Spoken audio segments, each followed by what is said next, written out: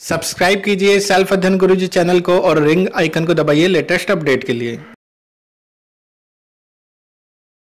Welcome friends self अध्ययन पर। Next question की अगर बात करें, क्वेश्चन नंबर 9, तो भारत में आर्थिक नियोजन के मुख्य उद्देश्य क्या हैं? क्या ये एक दूसरे से पूरक हैं ये उद्देश्य? ये क्वेश्चन एग्जाम में बार बार आता है, तो ये आपके लिए इम्पोर्टेंट क्वेश्चन है। नेक्स्ट अगर आ सकता है ये एग्ज़ाम में, तो ये इस तरीके से आ सकता है कि भारत में नियोजन विफल हो रहा है, इस मत की आलोचनात्मक जांच कीजिए, या भारत में नियोजन की आंशिक सफलताएं प्राप्त हुई हैं। क्या आप इस कथन से सहमत हैं? अपने उत्तर के समर्थन में तर्क दीजिए। तो आर्थिक नियोजन एक ऐसी प्रक्रिया है जिसके अंतर्गत एक केंद्रीय अधिकारी, जैसे भारत में योजना आयोग है, उसे देश की समृद्धि तथा विकास से संबंधित लक्ष्यों को परिभाषित करता है। इन लक्ष्यों को देश के साधनों तथा ज़रूरतों को ध्यान में रखते हुए एक निश्चित समय अवधि में प्राप्त करने का प्रयत्न किया जाता है। तो योजना आयोग के अनुसार आर्थिक नियोजन का अर्थ है स्वीकृत राष्ट्रीय प्राथमिकताओं के अनुसार देश के संसाधनों का विभिन्न विकासात्मक क्रियाओं में प्रयोग करना। तो भारत में नियोजन का जो आगमन है वो है सामाजिक न्याय के साथ साथ समृद्धि को प्राप्त करने के लिए आर्थिक नियोजन की समृद्धि प्रक्रिया के तंत्र के रूप में परिकल्पना की गई है। इस उद्देश्य के लिए सन 1950 में प्रधानमंत्री की अध्यक्षता में योजना आयोग की स्थापना की गई। देश के साधनों तथा ज़रूरतों के सामने रखते हुए इस आयोग ने पंचवर्षीय योजनाओं को सूत्रबद्ध किया है। भारत में प्रथम पंचवर्षीय योजनाएं सन 1951 में प्रारंभ हुई थी और अब तक हम 11 योजनाएं पूरी कर चुके हैं और 12वीं इस समय चल रही है। तो बात करते हैं नियोजन के उद्देश्य की। तो भारत में नियोजन के उद्देश्य को विस्तृत रूप में दीर्घकालीन तथा अल्पकालीन उद्देश्यों में बांटा जा सकता है। अगर बात करें इसमें दीर्घकालीन उद्देश्य की, तो पहला है इसमें आर्थिक समृद्धि। नियोजन का मुख्य उद्देश्य आर्थिक समृद्धि है। सकल घरेलू उत्पाद में निरंतर ऊंची दर से वृद्धि हो तो आर्थिक समृद्धि वो कहलाती है। निवेश की ऊंची दर से वृद्धि होने पर समृद्धि की प्रक्रिया अपने आप चलती रहती है। प्रथम पंचवर्षीय योजनाओं में जीडीपी में लगभग 20% की वृद्धि के मामूली लक्ष्य से आरंभ करके आज हम 12वीं योजना में चल रहे हैं। तो सेकंड इसमें आता है पूर्ण रोजगार। भारत में अनियंत्रित बेरोजगारी पाई जाती है, इसे दूर करना भारत के नियोजन का एक महत्वपूर्ण दीर्घकालीन उद्देश्य रहा है। प्रत्येक देश यह चाहता है कि इसके संसाधनों को पूरा इस्तेमाल हो, विशेषकर श्रमिकों। समाज के सभी वर्ग विकास प्रक्रिया में शामिल नहीं होते, जिससे समाज धनी का धनी रहता है और निर्धन वर्गों में ये बांटा जाता है, जिससे समृद्धि की प्रक्रिया पर रोक लगती है। तीसरा इसमें है साम्य तथा सामाजिक न्याय। आर्थिक समृद्धि का लाभ यदि समाज के कुछ ही लोगों को मिलता है तो यह बेकार होगी, क्योंकि ऐसे में अमीर तो अमीर रहेगा और गरीब गरीब बनता चला जाएगा। तो समृद्धि का लाभ समाज के सभी वर्गों तक पहुंचना चाहिए, जिससे आय का बंटवारा न्यायोचित बन सके। न्यायोचित वितरण से आशय एक ऐसे अंतर से है जो सामाजिक के विभिन्न व्यक्तियों की योग्यता तथा कुशल के अनुपात में होता है। यह कौशल के अनुपात में होने के कारण आर्थिक समृद्धि को सामाजिक न्याय से जोड़ा जाना चाहिए। जब आर्थिक समृद्धि को सामाजिक न्याय से जोड़ा जाता है तभी समृद्धि विकास का रूप धारण कर लेती है। नेक्स्ट पॉइंट है इसमें निर्धनता का उन्मूलन। तो गरीबी भारत में एक समस्या है, ये एक व्यक्ति के लिए अभिशाप है और पूरे राष्ट्र के माथे पर यह कलंक है। निर्धनता उन्मूलन भारत के आयोजन कार्यक्रम का एक केंद्रीय भाग है। 5वीं तथा 6ठी योजनाओं का यह मुख्य नारा था।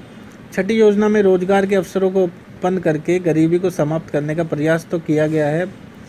बाद की योजनाओं में भी निर्धनता उन्मूलन एक केंद्रीय समस्या बनी रही है। नेक्स्ट आता है इसमें आधुनिकीकरण।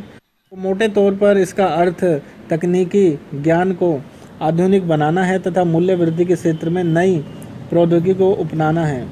उत्पादन में वृद्धि या तो संसाधन में वृद्धि करके या प्रौद्योगिकी की नवीन तकनीक द्वारा प्रयोग करके ये की जा सकती है।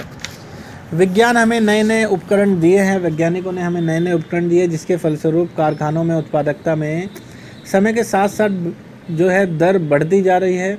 तकनीक एक देश को खाद्यान्नों के शुद्ध आयातक से शुद्ध निर्यातक में बदल सकता है।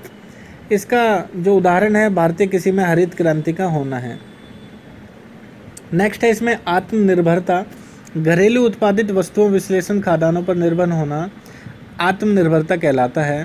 पहली 7 पंचवर्षीय योजनाओं के दौरान इस लक्ष्य को उच्च प्राथमिकता दी गई थी, जिससे भारत की दुर्बल अर्थव्यवस्था विदेशी राजनीति के सामने कमज़ोर ना पड़े। वास्तव में ऐसा 1965 में हुआ था, जब अमेरिका ने भारत को यह धमकी दी थी कि यदि उसने पाकिस्तान से चल रहे युद्ध को समाप्त नहीं किया तो वह भारत को खाद्यान्न किए जाने वाले निर्यात पर रोक लगा देगा।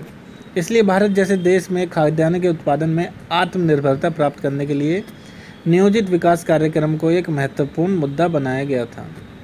अगर बात करें इसके अल्पकालीन उद्देश्य की, तो इसमें अर्थव्यवस्था को चालू ज़रूरत के अनुरूप प्रत्येक योजना के अल्पकालीन उद्देश्य बदलते रहते हैं। प्रथम पंचवर्षीय योजना का मुख्य उद्देश्य कृषि उत्पादन में वृद्धि करना था, जबकि दूसरी योजना में औद्योगिकरण पर बल दिया गया था। प्रथम योजनाओं से लेकर 11वीं पंचवर्षीय योजनाओं के उद्देश्य को हम निम्न प्रकार से यहाँ देखते हैं। तो 5 सालों की हमारी पंचवर्षीय योजनाएं होती हैं।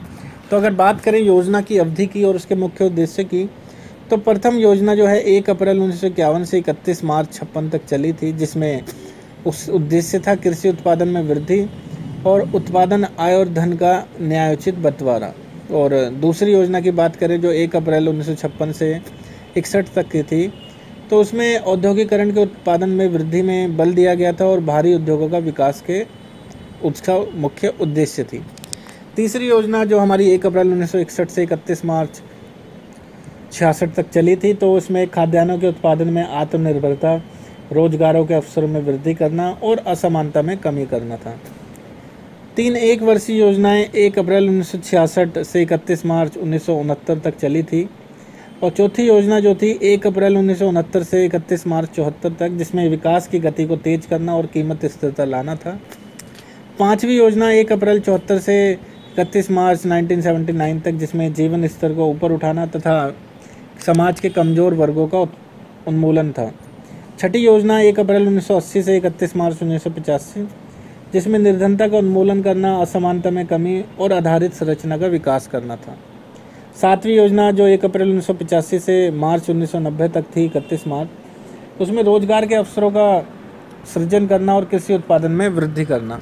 फिर 2 एक वर्षीय योजना 1 अप्रैल 1990 से 92 तक चली थी। उसके बाद 8वीं योजना 1 अप्रैल 1992 से 31 मार्च 1997 तक, जिसमें शताब्दी के अंत तक मानव शक्ति का पूर्ण उपयोग, प्राथमिक शिक्षा को सर्वव्यापी बनाना और आधुनिक संरचनाओं का सुदृढ़ बनना।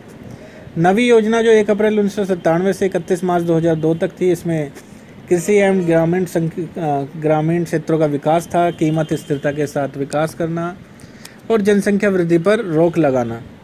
10वीं पंचवर्षीय योजना जो थी 1 अप्रैल 2002 से 2007 तक, इसमें उपभोग के स्तर में वृद्धि तथा स्वास्थ्य शिक्षा संबंधी सुविधाओं में सुधार लाना था, जीवन की गुणवत्ता को बेहतर बनाना और असमानताओं को कम करना था।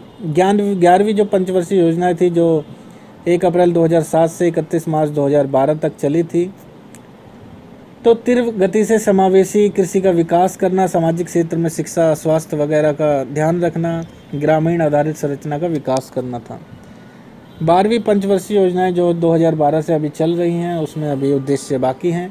तो नियोजन की उपलब्धियों की अगर बात करें, पिछले हमने पढ़ा नियोजन के उद्देश्य, तो पेपर में वो क्वेश्चन आ सकता है, तो आपको वहीं तक रखना है। अगर उसकी उपलब्धियां भी पूछता है तो आपको इस तरीके से वहाँ पर एक्सप्लेन कर देना है। तो यहाँ पर है पहला, राष्ट्रीय आय में वृद्धि। नियोजन से पहले तथा ब्रिटिश शासन के दौरान राष्ट्रीय आय में 0.5% प्रतिवर्ष की दर से वृद्धि होती थी, अतः भारतीय अर्थव्यवस्था एक गतिहीन अर्थव्यवस्था बनी रही। नियोजन की अवधि के दौरान राष्ट्रीय आय में वृद्धि दर 4% प्रतिवर्ष बनी रही। 10वीं योजना की वृद्धि दर का लक्ष्य 8% था, जबकि वास्तविक उपलब्धि 7.8% ही रही।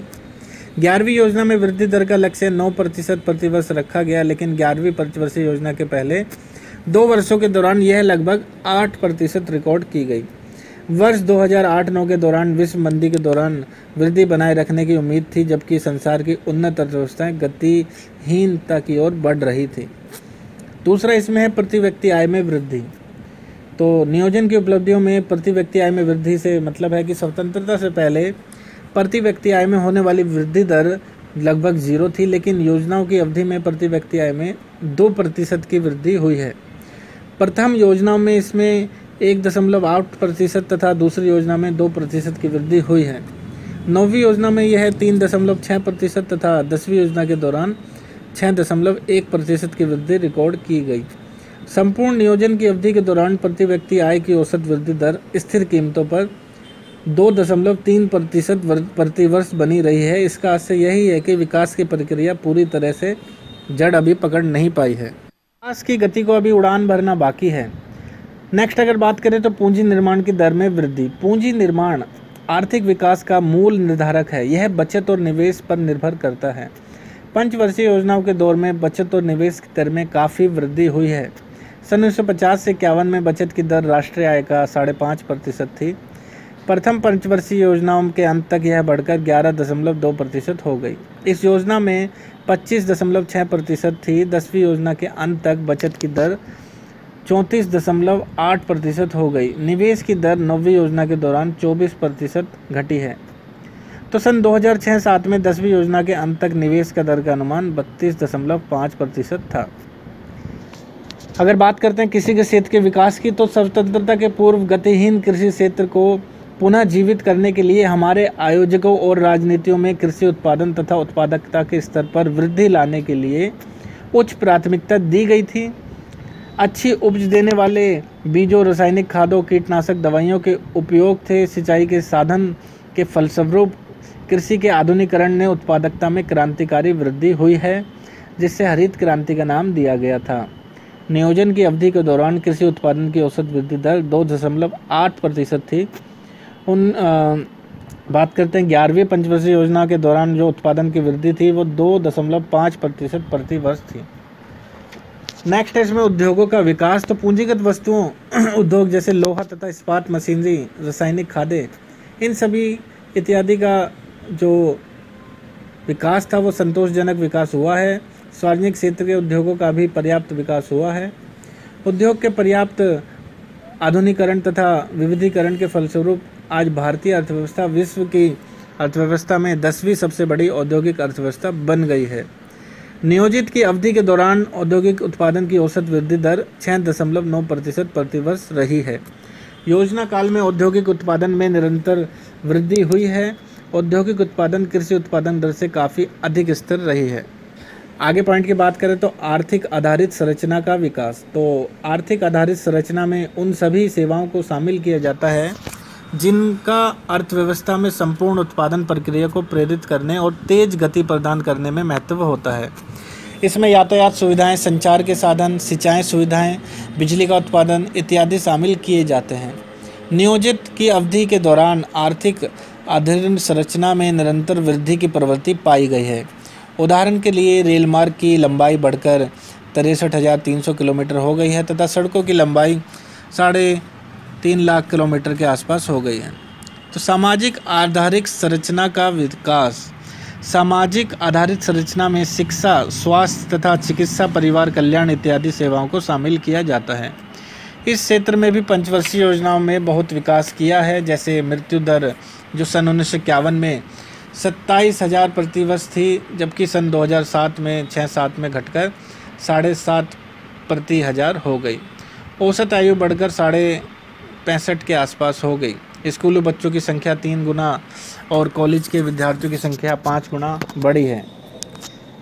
आगे के पॉइंट की बात करें तो रोजगार। योजना की अवधि में रोजगार के अवसर बढ़ाने के बहुत प्रयास किए गए।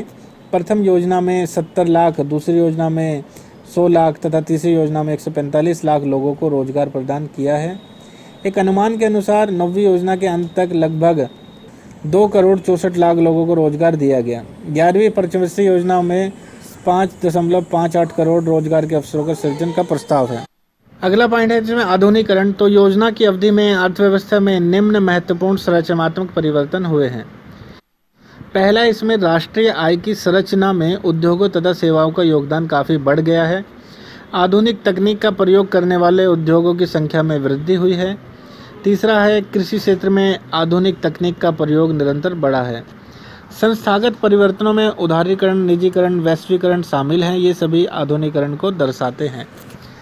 तो आगे बात करते हैं आर्थिक नियोजन की आर्थिक असफलताएं, जो भी आप क्वेश्चन में देख सकते हैं पीछे दिया गया था, असफलताएं के बारे में समझाइए। तो उसमें आप ये एक्सप्लेन कर सकते हैं कि जीवन स्तर में विशेष वृद्धि ना होना। तो समाज के सभी वर्गों को जीवन की बुनियादी ज़रूरतों को पूरा करने में हम असफल रहे हैं। एक औसत व्यक्ति को स्वस्थ रहने के लिए 2508 कैलोरी भोजन की प्रतिदिन आवश्यकता होती है, जबकि भारत में केवल 2400 कैलोरी भोजन प्राप्त होता है। हर व्यक्ति को केवल 16 मीटर कपड़ा प्रतिवर्ष प्राप्त होता है। कुल जनसंख्या में से 19.3% गरीबी रेखा से नीचे रहने वाले लोग हैं। विश्व के निरपेक्ष निर्धन का लगभग 50% हिस्सा भारत में रहता है। दूसरा जो है आर्थिक असफलताएं, कीमतों में वृद्धि। तो भारत में लगभग पंचवर्षीय योजनाओं के दौरान कीमतों में वृद्धि होती रही है। पहली योजना को छोड़कर बाकी सभी योजनाओं के दौरान कीमतों में तेज़ी से वृद्धि हुई है। दूसरी योजना में कीमत स्तर में औसतन 6.2% की वृद्धि हुई तथा 9वीं योजना में 5.4% की वृद्धि हुई। कीमतों में वृद्धि को रोकने में असफलता का मुख्य कारण न्याय के वितरण में असमानता से है, क्योंकि धनी और अधिक धनी बन गए हैं, जबकि गरीबी को जीवित रहने के लिए भारी संघर्ष करना पड़ता है। तीसरा आता है बेरोजगारी में वृद्धि। तो बेरोजगारी की संख्या में काफ़ी वृद्धि हुई है। प्रथम योजना के अंत में बेरोजगारी की संख्या 50 लाख के आसपास थी, जो सन 2004-05 में बेरोजगारी की संख्या 347 लाख थी। पिछले 20 सालों में रोजगार के अवसरों में 2% की आसपास वृद्धि हुई है, लेकिन श्रम की पूर्ति में 2.5% की वृद्धि हुई है। पूर्ति की मांग से बढ़ जाने के कारण बेरोजगारी की मात्रा में वृद्धि हुई है। चौथा पॉइंट है उत्पादन में अपर्याप्त वृद्धि। पंचवर्षीय योजनाओं में अनेक क्षेत्रों में वृद्धि की दर निम्न थी। सभी योजनाओं में कृषि के विकास को प्राथमिकता प्राप्त होनी चाहिए, लेकिन ऐसा नहीं हुआ। कृषि तथा ग्रामीण उद्योगों की अपेक्षा पूंजी गहन उद्योगों को प्राथमिकता दी गई। हरित क्रांति केवल गेहूं तथा चावल के उत्पादन तक ही सीमित रही। अगला आता है इसमें आधारिक संरचना का अपर्याप्त विकास। आधारिक संरचना जैसे बिजली, सड़कें, यातायात, शिक्षा इत्यादि का विकास अपर्याप्त रहा है। इसके फलस्वरूप अर्थव्यवस्था के उत्पादकीय क्षेत्र में कृषि उद्योग व्यापार अपने विकास के लक्ष्य को प्राप्त करने में विफल रहे हैं। बिजली की कमी अर्थव्यवस्था के औद्योगिक उत्पादन के विस्तार में एक गंभीर रुकावट बनी हुई है। आगे है इसमें अकुशल प्रशासन। यूएनओ की एक टीम के अनुसार भारत की योजनाओं की मुख्य कमी उनके कार्यक्रम से संबंधित है। योजनाओं तो सोच समझकर तैयार की जाती हैं, लेकिन अकुशल प्रशासन, बेईमानी, निजी स्वार्थ, लाल फीताशाही आदि के कारण रोजगार लक्ष्य पूरे नहीं हो पाते। लचीलेपन का अभाव, जो अगला पॉइंट है, भारतीय अर्थव्यवस्था में निरंतर लचीलेपन का अभाव देखा गया है। विशेषकर कृषि क्षेत्र में सन 1965 वर्षा ना होने के कारण जो फसलें नष्ट हो गई हैं तथा बड़े पैमाने पर खाद्यान्नों का आयात करना पड़ा है। इस प्रकार 1991